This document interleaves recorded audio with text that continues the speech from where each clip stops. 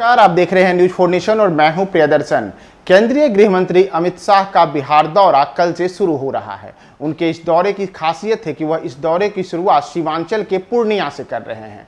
लेकिन अमित शाह के जो सीमांचल के पूर्णिया के दौरे से शुरुआत हो रही है, पूर्णिया आने के पहले ही आज एनआईए ने पूर्णिया में बड़ी कार्रवाई की है।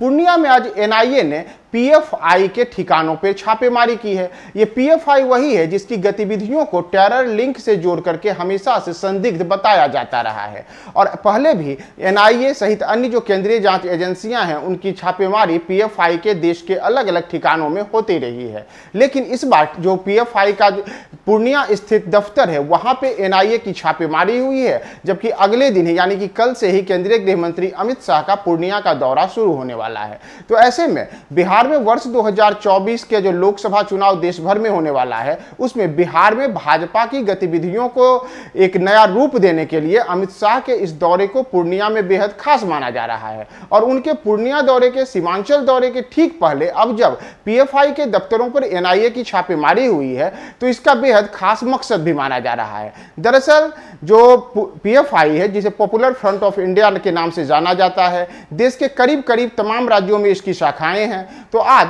देश के 10 राज्यों में पीएफआई के दफ्तरों पर छापेमारी हुई है। लेकिन सबसे बड़ी बात है कि बिहार में जहां छापेमारी हुई है वह छापेमारी का ठिकाना पूर्णिया है, वही पूर्णिया जहां से अमित शाह का दौरा शुरू होने वाला है। तो ऐसे में एक और कल से अमित शाह का पूर्णिया दौरा शुरू होने वाला है। उनके इस सीमांचल दौरे से पूरे के पूरे जो सीमांचल में जिले हैं वहां पर जो अल्पसंख्यक बिरादरी का बड़ा वोट बैंक है और उसी अल्पसंख्यक बिरादरी से आने वाले जो पीएफआई है, जिसे माना जाता है कि वह अल्पसंख्यक और विशेषकर जो मुसलमान हैं, मुसलमानों की गतिविधियों को, मुसलमानों के हक हुकूक की लड़ाई लड़ने के लिए अपनी बातें पीएफआई हमेशा से करता रहा है। लेकिन उस पीएफआई के एक पक्ष यह भी है कि उसकी गतिविधियों को संदिग्ध बता करके उसका टेरर लिंक भी जोड़ा जाता रहा है। और पीएफआई की यह जो दफ्तर है वह पूर्णिया, किशनगंज, अररिया, कटिहार के इलाकों में काफी सक्रिय संगठन है और वहीं से अब अमित शाह का कल दौरा शुरू होने वाला है।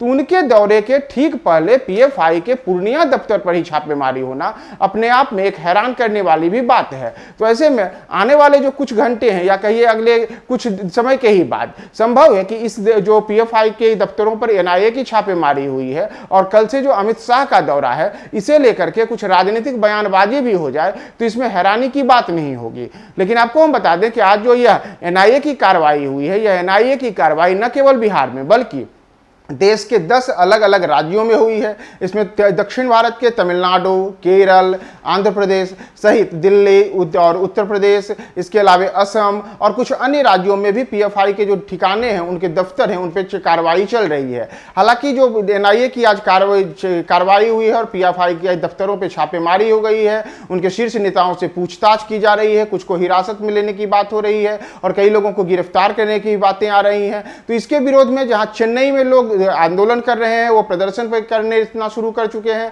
तो वहीं बिहार में जो पूर्णिया है, पूर्णिया में इस जो छापेमारी चल रही है एनआईए की, उसे लेकर के पूर्णिया में भी अब बड़े स्तर पर लोगों इस कार्रवाई को एक प्रकार से प्रतिद्वंदितापूर्ण कार्रवाई और पीएफआई को बदनाम करने की साजिश के तहत की जा रही कार्रवाई बता रहे हैं। तो अमित शाह का कल से बिहार में दौरा शुरू होने वाला है। उनके दौरे के ठीक पहले पीएफआई के दफ्तरों पर छापेमारी हुई है। इस बार बिहार में जो पीएफआई का पूर्णिया केंद्र है उसे निशाना बनाया, उसे वहां पे छापेमारी की जा रही है और पीएफ और अमित शाह का दौरा भी चूंकि पूर्णिया से शुरू होने वाला है, तो ऐसे में इन दोनों का क्या संबंध है और क्या अमित शाह के दौरे के पहले पूर्णिया में कोई बड़ी साजिश रची जा रही थी या क्या कारण था जिस वजह से आज पूर्णिया में एनआईए ने अपनी छापेमारी की है पीएफआई के तमाम ठिकानों के ऊपर। इसके लिए आप बने रहिए हमारे साथ न्यूज 4 नेशन पे।